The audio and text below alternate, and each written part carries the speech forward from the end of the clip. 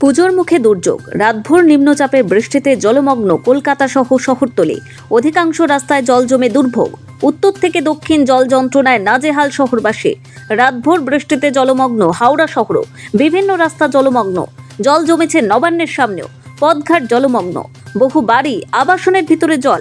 এই বৃষ্টিতে জল জমেছে রেল লাইনেও। শিয়ালদহ হাওড়া ডিভিশনে একাধিক ট্রেন বাতিল করা হয়েছে। পরিস্থিতি স্বাভাবিক করতে ময়দানে রেল কর্মীরা। এদিকে বিদ্যুৎ সংযোগ বিচ্ছিন্ন করতে হয়েছে বিভিন্ন এলাকায়। এই পরিস্থিতিতে সতর্ক কলকাতা পুরসভা। জল যন্ত্রণার মধ্যে হাঁটু পর্যন্ত প্যান্ট গুটিয়েই পুরসভার কন্ট্রোল রুমে আসেন mayor Firhad Hakim. CCTV camera থেকে দেখেন কোথায় কোথায় ওয়াটার লকিং রয়েছে। সঙ্গে ছিলেন মেয়র পরিষদ ড্রেনের তারক সিং। এত বড় হয়েছে, এরকম মেঘভাঙা বৃষ্টি দেখিনি। আমি খবরের কাগজে পড়ছিলাম উত্তরাখণ্ড, কাশ্মীর, ওইসব জায়গায় নাকি এরকম মেঘভাঙা বৃষ্টি হয়। আজকে সেটা কলকাতায় দেখলাম যে 5-6 ঘন্টায় 300 মিলিমিটার বা তার বেশি বৃষ্টি।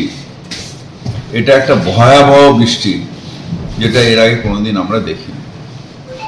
এই বৃষ্টির ফলে হয়েছে সমুদ্র উত্থাল, নদীতে টগমগ জল যাচ্ছে না, নদীর ফলে আমাদের যে ক্যানেল সেগুলো সব ভরে রয়েছে। বৃষ্টির জেরে বিদ্যুৎস্পৃষ্ট হয়ে প্রাণ হারিয়েছেন একাধিক জন। এই আবহে স্বাভাবিকভাবে উদ্বেগ বাড়ছে।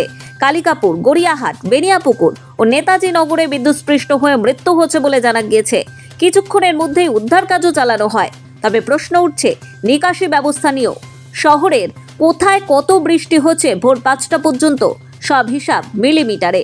যোধপুর পার্কে 285 মিলিমিটার, কালীঘাটে 280.2 মিলিমিটার, তপসিয়াতে 275 মিলিমিটার, বালিগঞ্জে 264 মিলিমিটার, চেতলাতে বৃষ্টি হয়েছে 262 মিলিমিটার, মোমিনপুরে 234 মিলিমিটার, চিংড়িহাটাতে 237 মিলিমিটার বৃষ্টি হয়েছে, পামারবাজারে 217 মিলিমিটার, ধাপাতে 212 মিলিমিটার, সিপটি ক্যানেলে 209.4 মিলিমিটার বৃষ্টি হয়েছে।